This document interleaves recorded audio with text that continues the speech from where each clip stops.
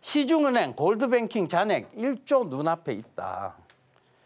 자, 이 기사가 있었어요. 이 기사가 있었는데 주요 시중은행의 골드뱅킹 잔액이 자 1조 자산을 넘어갔다. 뭐 때문에? 왜 갑자기 1조가 넘어갔어요? 많이 샀어요? 아니요. 금값이 올랐어요. 골드 가격이 올라서 그렇습니다. 골드 가격이 오른 이유는요. 자, 골드바 품귀 현상이 막 나기 시작합니다. 왜? 지금 관세 전쟁에 대한 우려 때문에 관세 전쟁 이 우려 때문에 뭐가 안전자산으로 즉 돈의 큰 흐름이 안전자산으로 옮겨가고 안전자산. 그러니까 이렇게 돈의 흐름은 팽팽하게 이렇게 맞춰지다가요. 어느 쪽으로 기울면 이리 물이 흘러가듯이 그쪽으로 흘러갑니다. 그죠? 또 이쪽으로. 그 가장 먼저 떨어진 물이 가장 수익을 크게 보겠지. 그죠? 그런 식의 돈의 흐름 이게 어떻게 이렇게 움직이느냐 요걸 잘 보셔야 돼요. 그래서 이 기사로 인해서 지금 볼 수 있는 게 자, 한국금거래소 아무래도 가격이 올라가면 거래량도 증가합니다. 그죠? 그 거래량도 증가하는데 자, 요 종목이 뭐냐? IT센이에요. 요거 한번 설명드렸어요.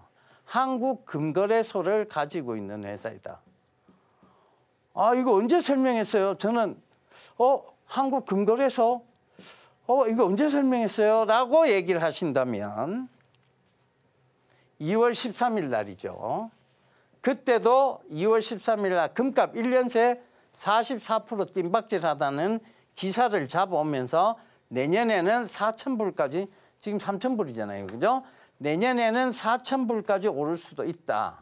자, 요 얘기를 짚어드리면서 그때 차트 모양이 이러했습니다. 그죠?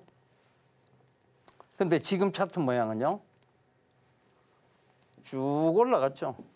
그때가 2월 요게 2월 13일이잖아요. 그죠? 2월 13일이면 요 정도 돼요. 이게 1월 23일이니까 2월 13일 요 정도 됩니다. 다시 치고 올라가죠. 그러니까 이게 신문은 늘 여러분들에게 정답을 설명해 주고 있어요. 그가 한 번으로 그냥 그치지는 않아요.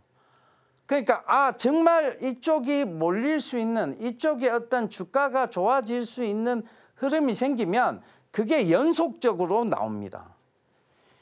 옛날 그 배터리 한참 산업 좋을 때는요. 배터리 이게 그전에 뜨문뜨문 나오다가 계속 막 연일 배터리 신문이 배터리 얘기밖에 없었어요. 지금은 뭐 얘기밖에 없어요? 지금은 방산 얘기가 줄을 잡습니다. 경제신문. 그죠? 방산 얘기는 근데 그전엔 띄엄띄엄 있었어요. 그럼 그전에 띄엄띄엄 있을 때 이걸 잡아야 돼. 그죠? 배터리도 마찬가지였고. 금거래소, 금 얘기도 지금 띄엄띄엄 있어요. 근데 주가는 지금 신고가를 향해 가고 있습니다. 2월 28일 신고가를 한번 찍었네요. 그죠? 우리가 이게 2월 13일 날 경제지에서 이제 2월 13일 방송에 이걸 들고 나왔는데 그때까지만 해도 바닥권 영역이 있어요. 그 이게 뭐야? 결과적으로 보면 신문은 늘 정답을 얘기를 해주고 있는 거예요. 그 많은 신문을 어떻게 분석합니까? 왜 분석을 못해요? 처음에는 분석이 잘 안 돼요. 처음에 꼼꼼하게 읽을 정도 가려고 보다 보면 신문 하나 갖고 하루 종일 씨름해야 돼요. 그런데 어느 순간 신문을 계속 읽어 내려가다 보면 그때부터는 매지가이가 보이기 시작합니다. 어떤 거? 중요 내용만 탁탁 보여요. 그것만 눈에 띄어요. 그리고 주가하고 연동되는 것만 눈에 띄기 시작합니다. 연습이 안 돼 있기 때문이에요. 처음엔 별의별 게 다 중요해 보입니다. 오만 다 중요해 보여요. 중요 안 한 기사는 없는 것 같아요. 근데 그걸 자꾸 읽다가 연습을 해보시다 보면 아, 요거는 돈이 되는 정보다, 요거는 돈이 안 되는 정보다가 그때부터 보이기 시작합니다. 근데 지금도 늦지 않았습니다. 지금도 신문 계속 보세요. 그래야 이런 내용들을 잡아내야 신고가 종목들을 잡아냅니다. 아시겠죠? 뭐 52주 신고가는 아니에요. 52주 신고가는 아닙니다. 최근에 고가를 만들어냈다는 거죠. 자, 이렇게 만들어냈잖아요. 그죠? 그러니까 결과적으로 보면 신문이 정답을 말해주고 있었다. 이렇게 이제 확고부동하게 얘기할 수 있는 거지.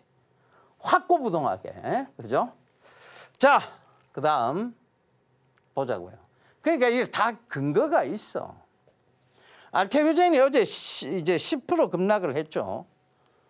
10% 넘게 급락을 했어요. 근데 알테오젠이 왜 급락했는지를 찾아보면 급락의 사유는 보이지 않습니다.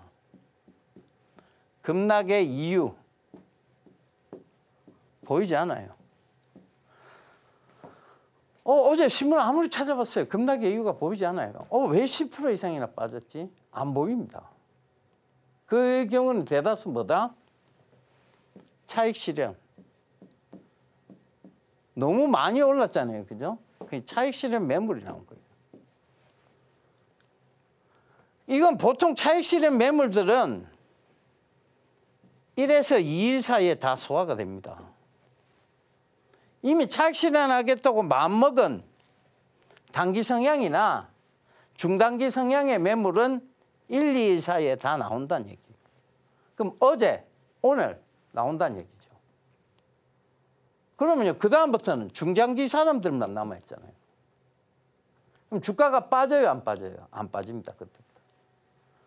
더 이상 밑으로 빠지진 않아요. 흐르는 경우가 생길 수는 있어요. 매수세가 강하게 붙지 않으면.